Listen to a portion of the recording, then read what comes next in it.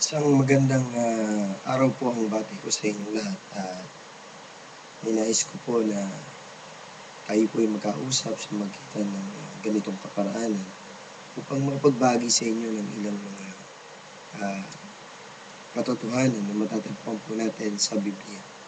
Tatalakayin po natin ngayon yung ang pangangailangan para sa masusing pag-aaral ng doktrina ng pananampalatayang Kristiyano na itinuturo ng Biblia o ng salita ng Diyos. Bakit nga ba kinakailangan natin bilang mga mananampalataya na masusing pag-aralan ang mga katuruan o doktrina ng Biblia? Tungayan natin ang paalala ni Apostol Pablo sa kanyang anak sa pananampalataya na si Timoteo. Ano po ba ang sinasabi ng Biblia? Ito po makita po nating maliwanag na ang sinasabi po ay sa unang Timoteo 1:3. Gaya ng pinamamani ko sa iyo nang ako'y pagpunta sa Macedonia, ibig kong manatili ka sa Efeso sapagkat may ilang tao ring nagtuturo ng maling aral. At ang sabi pa sa unang Timoteo 4:1-2, maliwanag sinasabi ng Espiritu na sa huling panahon, iiwan ng ilan ang kanilang pananampalataya, susundin nila ang munggarang espiritu at ang aral ng Diablo, dahil sa panilang ng mga sinungaling ng hindi may tatak na pagiging alipin ni Satanas.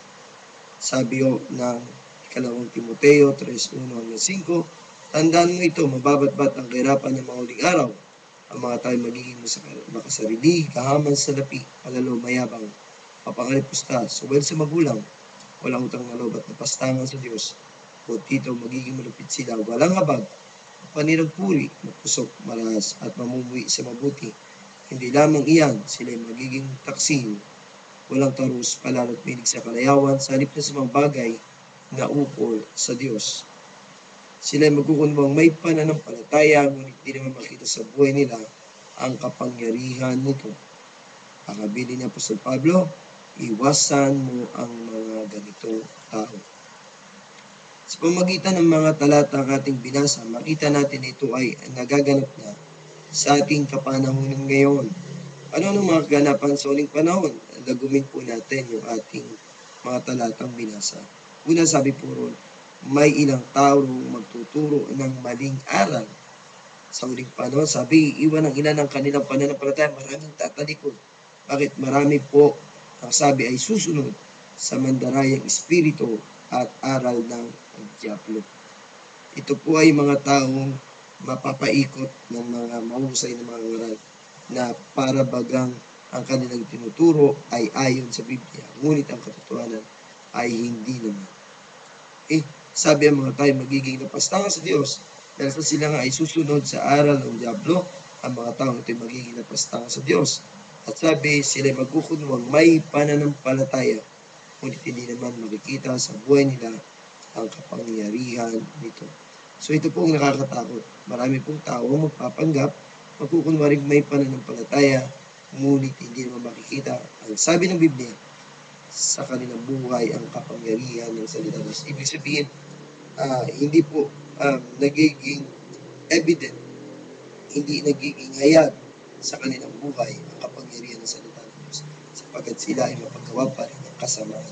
Sila ay mga gumagawa pa rin ng mga bagay na hindi ayon sa kalooban ng Diyos. Kaya nga po, dahil sa mga ganitong kaganapan, ang pagiging malalim sa kaalaman sa katuruan ng Biblia ay lubhang kinakailangan. Kagaya ng susulat sa ikalawang Timoteo 3:15 hanggang 17. Ang sabi po ay, mula pa sa pagkabata, alam mo na ang banal na kasulatan ay nagtuturo ng daan ng kaligtasan sa pamagitan ng pananalig kay Kristo Jesus.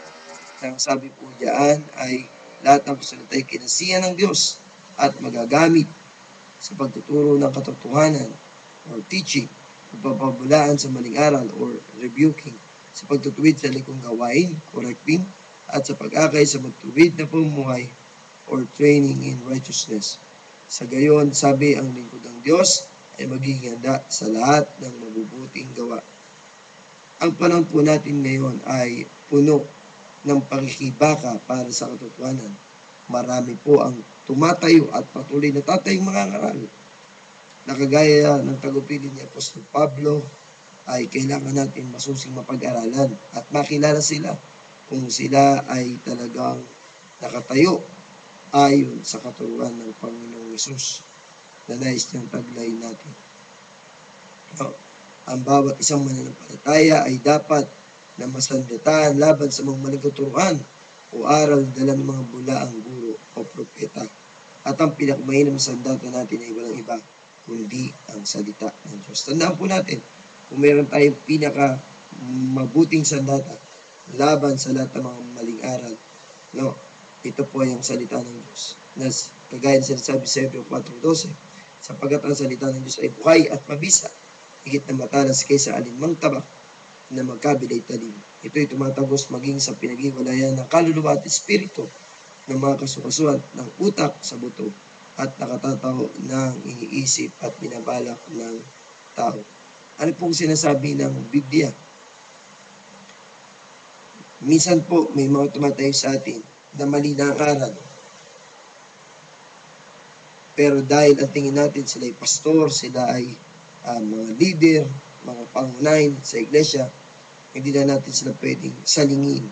Tandaan po natin na kung meron pong higher authority or highest authority na dapat po ay naghahari sa ating mga bahay, panambahan o iglesia, ito'y hindi ang isang tao na kagaya ng mga pastor. Sapagkat kami din po ay subject, no, sa aming mga kahinaan. Kami din po ay subject sa paggawa ng kamalian. Hindi po kami perfectong tao. Kami po ay naririto sa biyaya ng Diyos. Kaya nga po, ang sinasabi natin, kung meron kaming matibay na batayan ng aming pananampalataya, ng aming kilos, gawi at pananalita, ito ay dapat nakabatay sa salita ng Diyos. At kung kami man ay magkamali, magturo ng taliwas sa Biblia, kami po ay dapat huminyong itama. Kami po ay dapat na mabago. Hindi po pwedeng kami ay higit na mas makapangyarihan sa salita ng Diyos. Hindi po pwede yan. Ang kailangan kung paano kayo ay napapailalim sa kapangyarihan ng salita ng Diyos, higit lalo kaming mga manggagawa. Kaya po, sabi ng unang Pedro 3:15, sabi ni Apostol Pedro, ang habili niya, idambana ninyo sa inyong puso si Kristo bilang Panginoon, mandaking lagi na magpaliwanag sa sino mang magtatanong sa inyo tungkol sa inyong pag-asa. Maraming tao ang magtatanong, maraming tao ang maghahanap ng katotohanan, kaya dapat ang mga ngaral ng Diyos ay laging handa sa pagtuturo nito. Laging handa na nagbabahagi ng katotohanan ito. Hindi po maaaring ang isang pastor ay magturo ng taliwas sa Biblia, sapagkat kung magkagayon, marami siyang ililigaw. So tandaan po natin, no, na dapat ang pastor ang dinadambana sa kanyang puso ay ang Panginoong Jesucristo. Kaya tandaan po natin muli, ito pong ating gagawin ay serye ng pag-aaral. At sa ngayon po, introduction po ito o panimula para doon sa ating tatawaging pag-aaral ng ating pananampalataya sa iglesia ang ating kinabibilangan. Sana po ay matuto tayo po ay maging mapagsiyasat, mapag-aral, upang sa ganon, anumang mga bagay na mali ay ating may waksi at anumang mga bagay na makatotohanan at ayon sa salita ng Diyos ay ating punyaging gawin sa ating mga buhay sa araw-araw. Pagpalain po tayo ng Panginoon. At muli po, susunod na pagkakataon, tayo po nawa ang muli ay magkita-kita, no, para sa pag-aaral ng Biblia. Salamat po. Pagpalain tayo ng Panginoon.